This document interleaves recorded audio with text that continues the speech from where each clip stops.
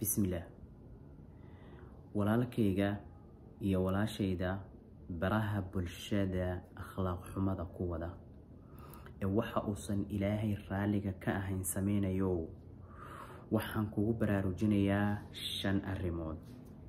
Arrinta koobaad waxay tahay walaalkayow walaashayay sidee ku ilowday allihii ku nicmeeyay caafimaadkan waqtigan xurriyadan jirkaaga ku dhameystiran intaba aad akhlaaq xumada ku sameynayso ku sahlay ku siiyay ma mudan yahay in la caasiyo oo xumaan iyo akhlaaq xumada la sameeyo mise wuxuu mudan yahay in la laabto oo la yiraahdo ilaahu tooba. Arrinta labaad walaalkay iyo walaashayay sidee ku ilowday in uu agtaada joogo ama ilaahay ku wakiishay malakumowd aan shaqo kale lahayn illa inuu naftaada qaado mooyaane aan shaqo kale lahayn. Sidee ku ilowday oo aadan ogeyn xataa hadda inuu korkaaga taagan yahay oo naftaada inuu qaado uu doonayo. Ullaaba ilaahay intuusan malakumowdka ku imaan. waa midda saddexaad sidee ku ilowday in garbahaaga ay saarin malaa'igtaas oo aan shaqo kale lahayn inay xumaantaada iyo wanaaga kantaroolaan oo ilaaliyaan mooyaane.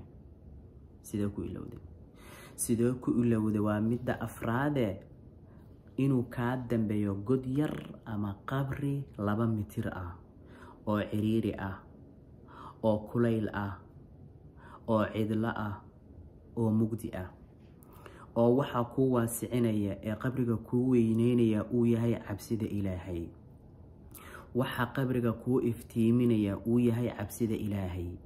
waxa qabriga ku qaboojinaya uu yahay cabsida ilaahay.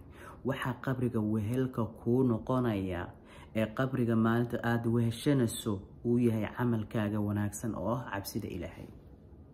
sidee ku ilowday qaadir iyo xisaabtiisa maalinta qiyaame oo kula xisaabtamayo.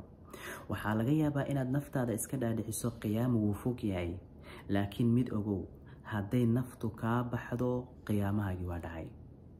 naftu hadday ka baxdo qiyaamahagi waa dhacay.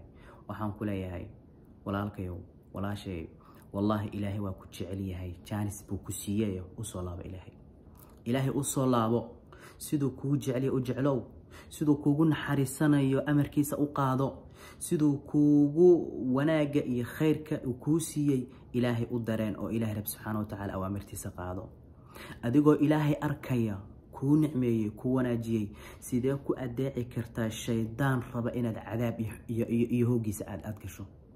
ilaahay u soo laabo ilaahay xasuuso ilaahay rab subhanahu wa ta'ala sujuud ugu ooy wallahi albaabka toobada waa ku furan yahay. albaabka toobada gargaraac yaa fataax yaa tawaab yaa ghafaar ilaahay waan soo laabtay adoonkaagii baan ahay adoontaadii baan ahay waan ku soo laabtay ilaahu toobadayga aqbal wallahi ilaahay waa ku aqbalayaa. ilaahay u soo laaba intaad nooshahay oo aan nafta laga qaadin. wallahu li tawfiq. Assalamu alaykum wa rahmatullahi wa barakatuh.